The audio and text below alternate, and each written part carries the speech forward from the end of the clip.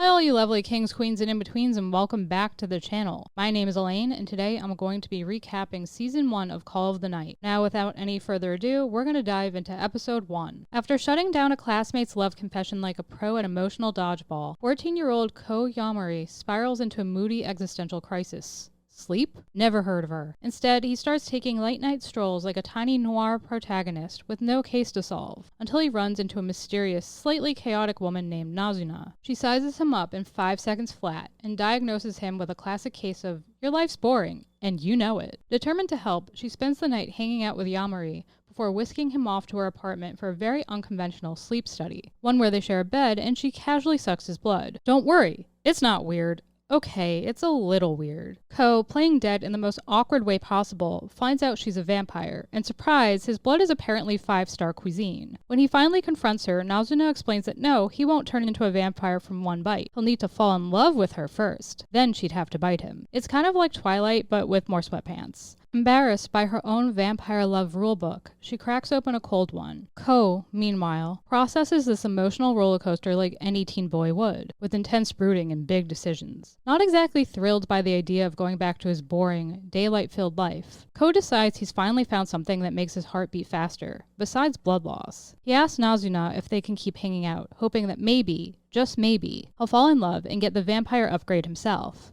Nazuna is not totally sold on the idea because she doesn't want any children, but hey, free blood is free blood. So she agrees to keep spending nights with him, and if he ends up falling for her, well, that's his problem. Episode 2. Ko is on a noble, read awkward, mission to fall in love, but Nazuna instantly derails it by casually dropping the bomb that drinking blood is basically her version of getting to third base. Ko, unfazed or just too far gone, insists he still wants to become a vampire. So naturally, he flips the embarrassment script by flashing her his neck like a goth boy scout showing off merit badges. Look, you bit me here. The next night, Ko's vampire honeymoon phase hits a snag when Nazuna casually reveals she drinks blood from random people, like she's just out here doing Tinder bites. Jealous and flustered, Ko tries to lock it down by suggesting they exchange contact info, only to find out Nazuna doesn't even own a phone. Or well, not a normal one. She drags him back to her apartment to reveal her prized relic, a brick phone straight out of a 90s time capsule. Then, she casually invites him to spend the night, slipping into sleep mode while Ko short-circuits in real time. At first, he refuses to let her snack on his neck again, but when she admits she'd been out looking for him, his vampire simp instincts override his brain and he lets her. Feeling bold, Ko recounts a lonely tale from his childhood. He once bought a pair of wrist receivers, walkie-talkies but make it sad and more watch-shaped, only to realize he had no friends.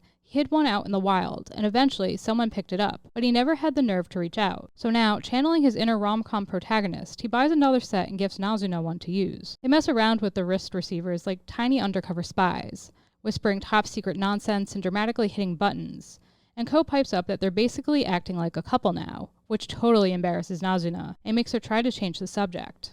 Then, just to make sure the secondhand embarrassment reaches critical mass, Ko calls her Nazuna-chan on the school rooftop, upsetting her, and formally asks to be her friend. We're really taking the long road to romance here. But the plot thickens. Later that night, as Yamari wonders where the sad little blue transceiver might be, his childhood wrist receiver lights up, and the girl on the other end of that long-lost signal appears beside him. Dun dun dun! Episode 3. Nazuna asks Ko if he has any friends, and he, in all seriousness, asks how anyone can really know if they do. It's not defensive, just existential. She tells him, when you think you're friends. Like that clears everything up. Later, Ko spots the blue transceiver with Akira and asks why she has it, and she tells him it was a gift from him. Apparently, leaving it on top of her mailbox without a note counts as a heartfelt gesture now. Akira says she waited for him to reach out, but he never did, even though they'd been friends since they were kids. Still, she says she's happy to see him again and that she missed him. She'd been worried when he stopped coming to school and had hoped they could talk. Ko remembers how they became friends.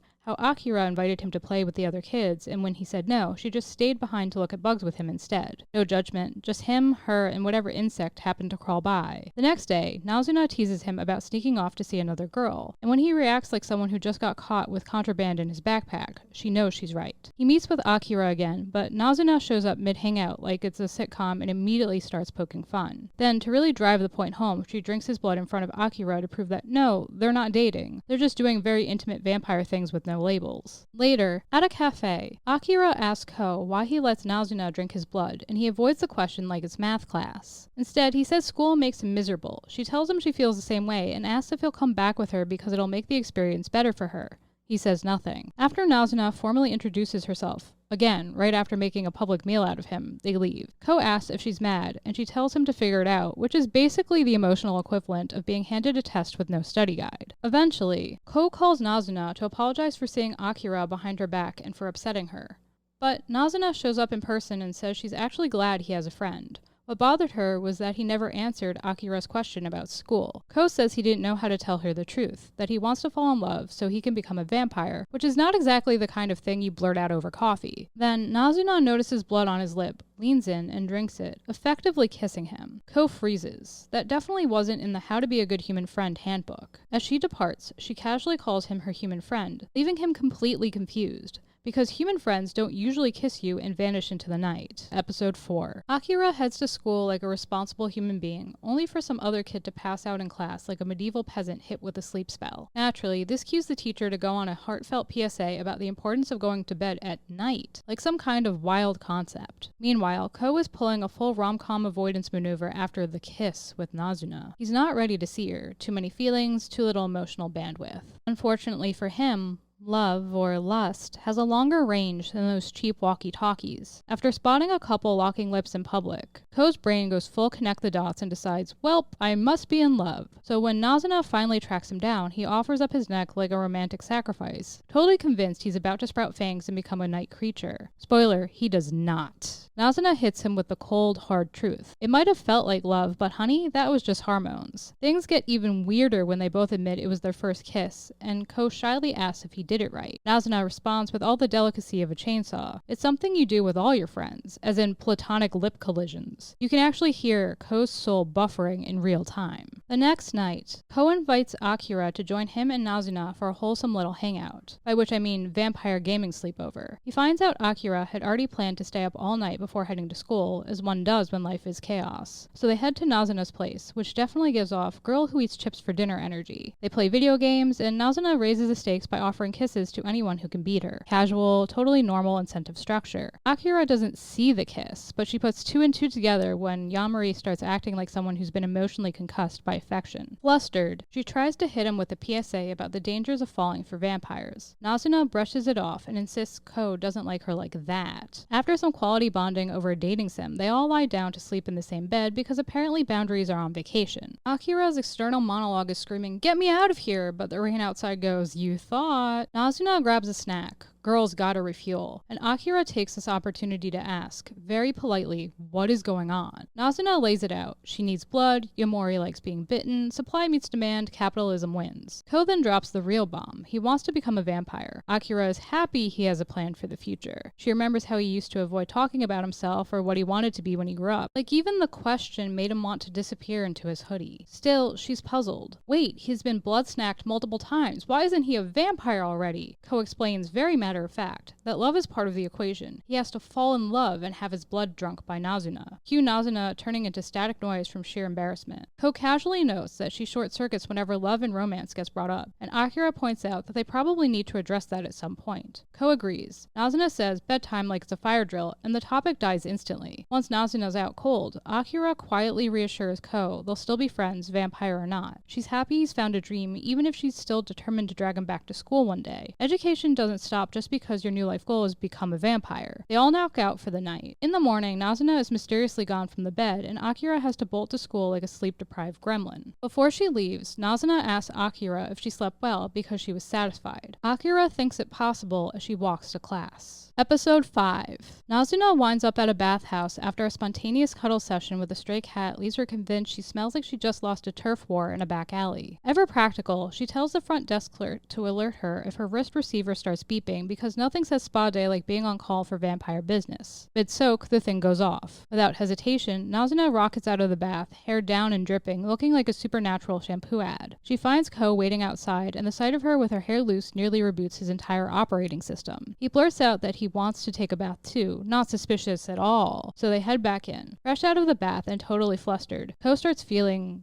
well, things. New things, like, is this allowed kind of things? And it's all because Nazuna, looking all clean and cute, is standing way too close. She notices right away and can't resist teasing him, clearly loving how awkward he is about his own feelings. After she drinks his blood, they decide to rest, but without Ko realizing, they've wandered straight into a love hotel. There, Nazuna explains she can get an idea about what a person is thinking from the taste of their blood. Ko says he feels bad since he sees Nazuna as a friend and doesn't like feeling immoral. Nazuna comforts him, saying it's fine to feel that during the night and that she wants him to keep experiencing those emotions and more, because it adds variety to the taste of his blood. After they leave, Ko's jealousy switches on like a bad sitcom laugh track when Nazuna spots someone she's drained blood from before. His brain immediately goes, wait, how many others has she been snacking on? He's stuck between wanting the juicy details and desperately not wanting to know if he's just one blood bag among many. Nazuna finds his jealousy adorable, like watching a grumpy cat demand all the attention. Finally, she reassures him. Relax, you're the only one I'm feeding on right now. They head back to Nazuna's apartment, where she drops the bomb. She's a professional cuddler. Yep, that's a real thing. She offers Ko a free massage, concentrating on the relaxation pressure points. Just as she's about to sneak in a little blood snack, ding dong, a client shows up. Nazuna says she's too tired to handle a client, so Ko ends up having to greet her. The woman wants a massage, and Ko feels completely unprepared. He finds Nazuna goofing off in her room, where she explains this is how she makes a living and that hanging out with him has cut into her work time. She tells him he can totally handle it, kind of like how you think you can fix a leaky faucet, then ups the stakes with a deal. If he makes it through the massage, he gets a cut of the money and a kiss, because bribery works best with snacks and smooches. Episode 6.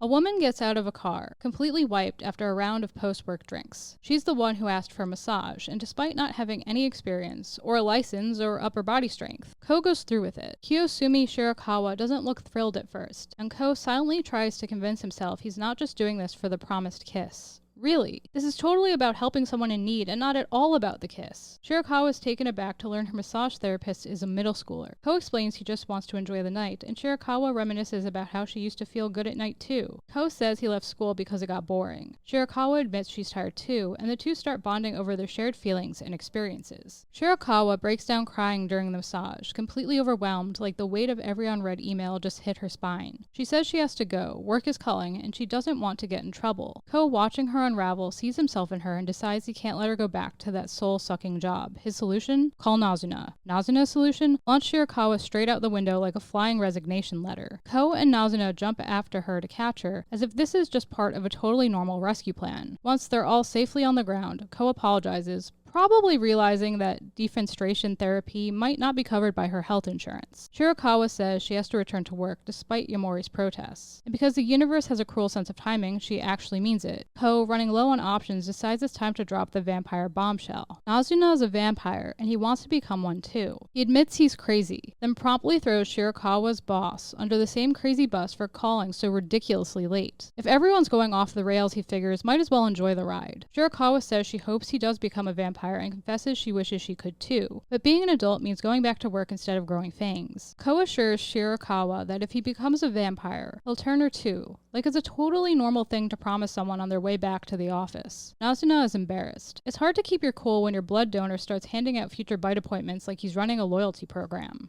Later, Nazuna tells Yamori they need new nighttime activities, because apparently their usual routine of blood drinking and emotional confusion is getting stale. Ko starts pitching ideas like he's trying to plan a very awkward first date. Movies, no. Darts, hard pass. Then he says nighttime pool, and for once, he doesn't get immediately shut down. Off they go. At the pool, Ko notices Nazuna getting hit on more than a vending machine button. He's not loving it. Things get worse when Nazuna casually tells two boys she'll spend time with them if they buy her stuff, like she's running a limited time vampire merchandise promotion. Ko doesn't know exactly what she's doing, but whatever it is, he doesn't like it. When it goes on for too long, he grabs her and drags her away. After they leave, Ko admits he didn't have fun, especially not after hearing what other people thought of Nazuna. That part stuck with him in the worst way. On top of that, he was frustrated by everyone who tried to approach her. They wind up swimming in the school pool, and Ko begins to question his feelings before Nazuna enjoys a drink. Episode 7. Ko's out vibing when he spots a hot blonde girl rejecting some poor guy on the street like she's swiping left in real life. She shows up immediately after and tells Ko she was actually hanging around hoping someone would hit on her. Ko, rightfully confused, asks why.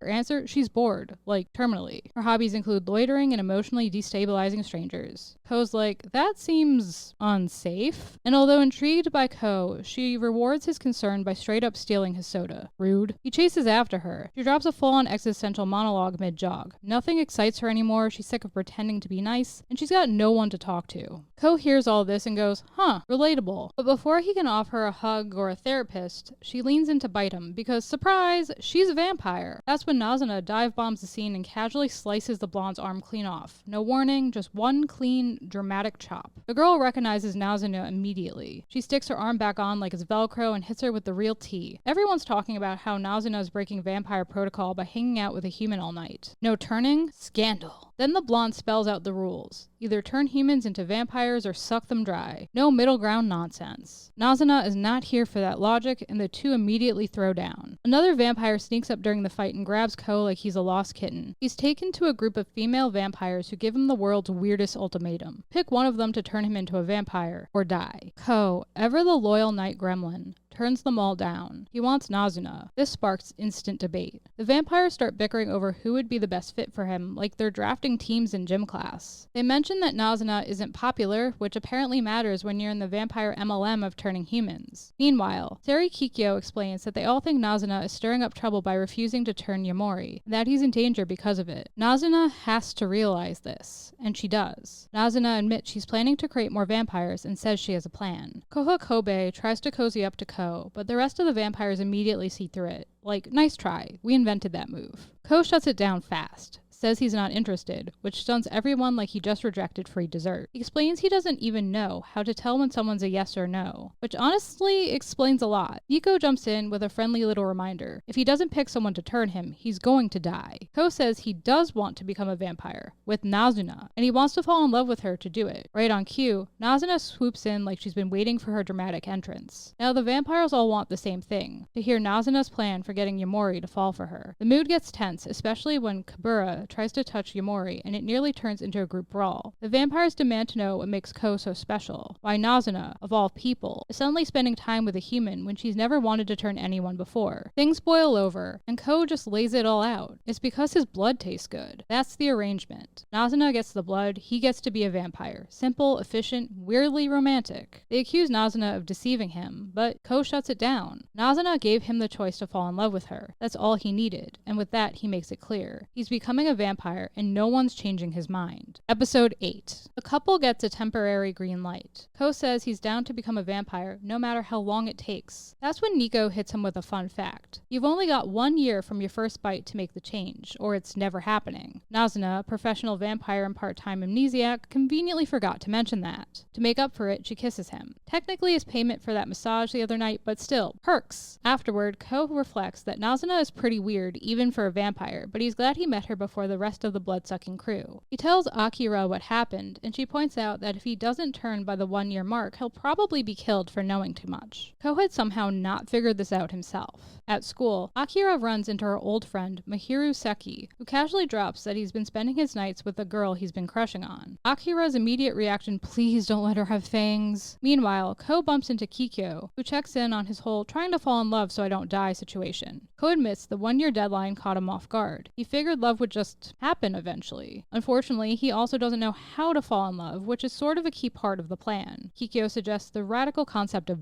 dating, which blows his little night owl mind. Nazuna naturally wants no part of this. She only agrees to tag along after Ko does the unthinkable, turns off her video game. She treats it like a hostage negotiation. Their first stop is a rom-com at the movies, which Nazuna hates so much they bail early. Next, Ko drags her to a cafe and tries to make small talk, which is about as smooth as a gravel milkshake. Nazuna quickly realizes someone put him up to this, snatches the note from Kikyo, and ends the date like a disappointed manager shutting down a failed pop-up store. Ko sulks in his room, surrounded by the emotional wreckage of a failed rom-com night. But Nazuna finds his scribbled date plan, flies over like a vampire cupid, and takes him on a ride through the night sky. Her advice? Forget the checklist and awkward cafe talk. Just be the weird gremlin he already is and take her on dates his way. Later on, Ko runs into Seki hanging out with his friends. They go to a park park together where Ko reflects on how they became friends and how he always felt more relaxed around him than he did when he was around Akira. Akira suddenly drops in like a pop quiz, uninvited, unavoidable, and determined to ruin the mood. She walks in mid-bromance, immediately shuts down Ko and Seki's heartfelt bonding like it's too cringe to exist, and starts airing out Ko's vampire business like a town gossip with a megaphone. Then she turns to Mahiru and officially drafts him into her after-school special. Get this boy back in class or so help me! Ko tries to defend himself, saying he's just been spending time with Nazuna and having fun, thank you very much. He means it innocently, but Mahiru hears it like a motivational speech from a love guru. Later, Nazuna spots Mahiru spending time with his crush, holding hands, spurring her to hold hands with Ko when he catches up with her. Episode 9. Ko bumps into Kikyo, but Nazuna plays vampire bouncer and keeps her at bay. Nazuna reminds Kikyo she hates friendships between humans and vampires. Later, Ko and Kikyo hit up a karaoke bar where Kikyo vents about how annoying people are. Ko totally gets it. Suddenly, one of Kikyo's admirers starts pounding on the door. Kikyo's reaction? I want to kill him. He's such a drag. Ko's like, hold up, no murder. She snaps back that human morals don't apply to vampires and lunges at the guy. Ko heroically blocks her, and the boys make a break for it. Ko figures out the dude, Akihito Akiyama, has a crush on Kikyo. Akihito reminisces about how they met. He literally fell flat on the street. Kikyo shows up and explains her bizarre hobby. She scopes out people who might fall for her so she can turn them into vampire offspring. Akihito's confused. She's like, you don't need to understand. You're about to die anyway. She moves to take out Akihito and Ko, but Nazuna jumps in like, wait, you've never killed anyone before. Why now? Akihito spills the tea. They used to be friends, but he caught feelings, which clashed with Kikyo's lack of desire to turn him. Kikyo confirms the validity of his words and expresses how she grew tired of having romance be a part of every interaction she has with humans. She doesn't know how to communicate like a normal friend would, and always acts in ways to get others to fall in love with her. She's tired of it. She agrees to never see Akiyama again. She wants to pretend nothing ever happened. She reiterates she's a vampire, and what Ko and Nazuna are doing isn't normal. Being friends is an exception. It's not allowed. Friendships with humans don't work. She breaks down crying when she says they have to say goodbye, exclaiming she had fun being his friend, and wants to continue. Akiyama expresses he had fun too and fell in love. He's not prepared to be rejected like he thought. He doesn't want them to be apart. Then Akiyama offers to become a vampire, to which Kikyo agrees, converting him. They all go to karaoke to celebrate, because apparently turning people into vampires calls for a karaoke party. Episode 10. Midori needs to find someone to cover a shift at the vampire-themed maid cafe where she works. Someone who won't overshadow her, and eventually persuades Nazuna to take the shift. Ko comes in to watch Nazuna's debut shift, which goes poorly. Nazuna refuses to follow the script, ignores the cutesy lines, and basically roleplays as maid who's been on break since 2004. Ko watches Midori at work and is impressed by her charm. Ko, meanwhile, is served by another maid, Arisa, who actually likes maid cafes and doesn't seem like she's actively rebelling against her uniform. After the shift, Midori plans a photo dump for the cafe's social media until she finds several suspiciously spicy shots in the shared folder. Ko peeks and realizes every single photo is of Arisa. Just Arisa. Nobody else. It's the Arisa OnlyFans. Midori, smelling scandal, recruits Ko to help catch the culprit. Nazuna and Yamori take on surveillance duty like two blood-powered mall cops. They examine the angles and Ko realizes these are not your typical clumsy creep shots. Ko realizes the photographer is selfie savvy. Suddenly, Ko has an epiphany and sets out to catch the culprit with Nazuna and Midori's help. Yamori and Midori hide in a locker in an effort to find the culprit because nothing screams investigation like two people stuffed into IKEA storage. Where Ko reveals the photos were all taken while Arisa was alone, after the cafe had closed. As he's speaking, he reveals that he suspected the truth already. Arisa had taken the photos of herself, and when Nazuna grabs Arisa's phone, realizes she had used a timer to take them. Ko is asked how he figured it out, and he says the photos look too good to be taken quickly, as would be the case if one was sneaking around. He also mentions they're missing the type of photos often associated with the peeping Tom. Ko asks why Arisa did it. Midori spells it out. Arisa felt threatened when she lost her top maid status, so she invented a stalker to make herself relevant again and satisfy her desire for recognition. Not the healthiest coping mechanism, but definitely the most photogenic. Arisa plans on quitting the cafe because of the revelation. Midori says it's okay. All the cafe maids are working there out of some desire for recognition themselves. Nazuna decides to stay on at the cafe because of the pay. Ko is sitting at the bar when Arisa takes a seat next to him and expresses how she realized she takes too many selfies, spent too much time on them, and no one ever told her it was okay. She takes a selfie with Ko. Episode 11. Nazuna gives Ko a grand tour of her newly upgraded vampire bachelor pad, now with actual furniture, thanks to her maid cafe paycheck. She proudly shows off her big purchases including a real bed and a lamp. Yes, a lamp. The luxury. She says it's all part of her plan to level up the cuddle buddy business, because nothing says premium snuggle service like functional lighting and somewhere to cuddle properly. Eager to help, Ko goes hunting for a customer and finds a tired-looking woman in glasses who practically screams burnt-out salary woman. He offers to chat like some kind of emotional butler. She listens, then casually drops a bomb. What he's doing violates labor laws, as in technically illegal, because he's a minor, and technically a cuddle pimp. But don't worry, she's not here to rat him out. She just suggests he maybe not advertise the business so openly next time. Then she drops her own surprise. She's a detective. She asks if he knows anyone named Akihito Akayama. He says no. She says liar, grabs him, apologizes like that makes it better, and tells him to let her know if he hears anything.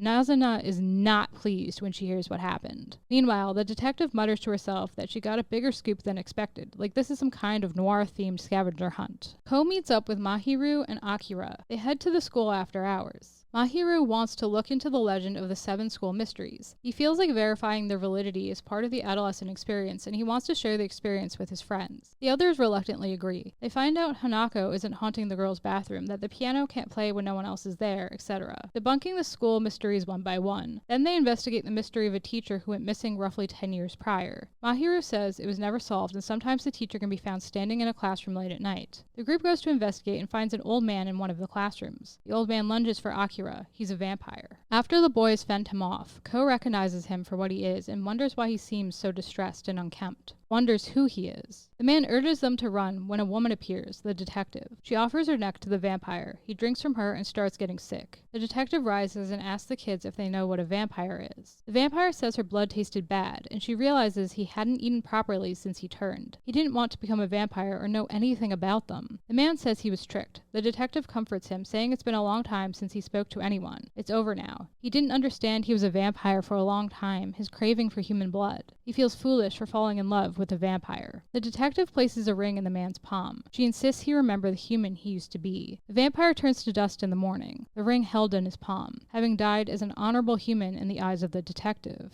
The detective confirms the vampire's death, says he would have died naturally that day anyway. She introduces herself, Anko Uguisu, professional buzzkill and vampire specialist. Ko is immediately furious, like someone just spoiled the ending of his favorite anime. He demands to know why she had to kill the guy. Anko, clearly unimpressed, scolds him for talking big when he knows absolutely nothing about vampires. Like, not even the SparkNotes version. And coolly tells him she won't let him chase whatever fantasy he thinks he's living. She hands Ko's friends her business card like she's recruiting for a job that definitely includes dental, but also occasional vampire dusting. As Ko walks off alone, everything hits him. He still knows absolutely nothing about vampires. Not the rules, not the risks. Not even if they sparkle in sunlight. Spoiler, they don't. Just vibes and blood cravings. Episode 12.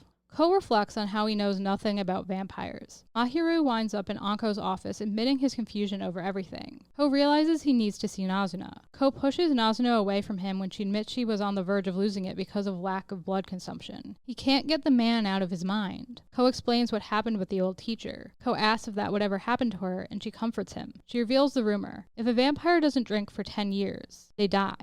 The pair reflect on Ko's encounter with Anko and what it means for him. He doesn't want to stop trying to be a vampire, but doesn't want Nazuna to get hurt because of him. Anko could kill vampires. Nazuna was surprised by that. Ko was scared like his friends, and he finally realized during the encounter vampires were dangerous. Nazuna is surprised he just noticed. He apologizes for being afraid of vampires earlier. She drinks from him, and he realizes he just needs to manage his fear now that he can recognize it for what it is. Mahiru asks Ko why he wants to become a vampire, if he really needs to in order to have fun. Mahiru asks if he wants to be something dangerous like the vampire at school, says they were happy to become close again after drifting apart. Mahiru asks Ko what he wants to do after he becomes a vampire. Ko thinks about the freedom it will provide, and then questions why he wanted to become one again. Was it Nazuna? No. He hangs out with Nazuna because he wants to become a vampire and fall in love. Or is the order mixed up? Mahiru urges Ko to really think about what it means to become a vampire. Ko wants to be held when he sees Nazuna again. They pay a visit to Ko's bedroom. Nazuna reveals that she knows Ko is feeling unsure about everything, and Ko reveals he wants to become a vampire because he likes the night. It's freeing. But he's also seen it's not all fun and games now. He doesn't want to hurt his friends, and continues to talk it out. Nazuna expresses how the day in school was his normal, and the night was different and exhilarating, but that exhilaration should slowly be dying as it becomes his new normal, and she admits that the life of a vampire becomes mundane over time. She lied to him. It's been decades since she became a vampire, vampire and she's never been anything but bored. She only shows him the fun stuff because that's how she wants it to be. Ko pays a visit to Anko. Ko asks why she's so against him becoming a vampire. She explains it's because it's expected for humans to have conflicts with one another, but vampires shouldn't exist, and she can't allow conflict that wouldn't normally exist to happen. Vampires only create problems. She asks if he'll be okay drinking blood or denying himself until death.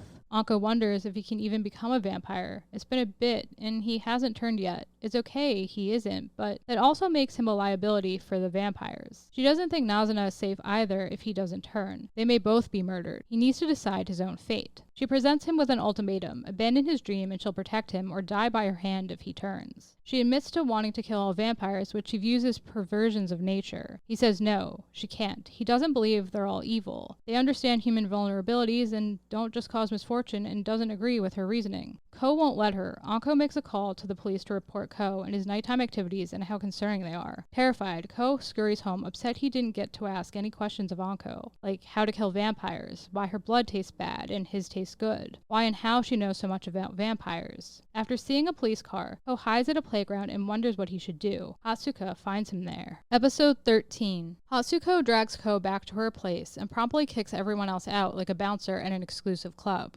There, Ko discovers a surprising truth. Hatsuko is actually male. Meanwhile, Nazuna is convinced Ko's given up on becoming a vampire and pleads with Nico and the others to let him live. Nico flips out, like furious enough to start smashing furniture, and warns that Ko could spill their secrets to humans. Nico threatens to kill Ko herself because apparently it's bad vampire etiquette to kill each other. Nazuna fires back with a life-threatening comeback of her own. Nico wants to know what makes Ko so special anyway. Meanwhile, Ko admits to Hatsuko that he's not sure if he still wants to be a vampire and explains everything that happened recently. He admits vampires don't know much about vampires either, like humans don't always understand themselves. Hatsuko receives a picture from Nazuna of the table Nico smashed in her anger, making Ko realize that someone could try to kill him at any point if he doesn't become a vampire, and Nazuna is trying to protect him. Hatsuko reveals vampires don't have clear rules and doesn't know what will happen to him or Nazuna in the future. Hatsuko reveals that Nazuna is in more danger at the moment than he is. Hatsuko suggests turning Ko to solve all their problems, and as a fellow guy, Hatsuko feels as though they're the only one that can really understand Ko and turn him. Hatsuko reveals that all they have to do is trick his brain into thinking it loves them.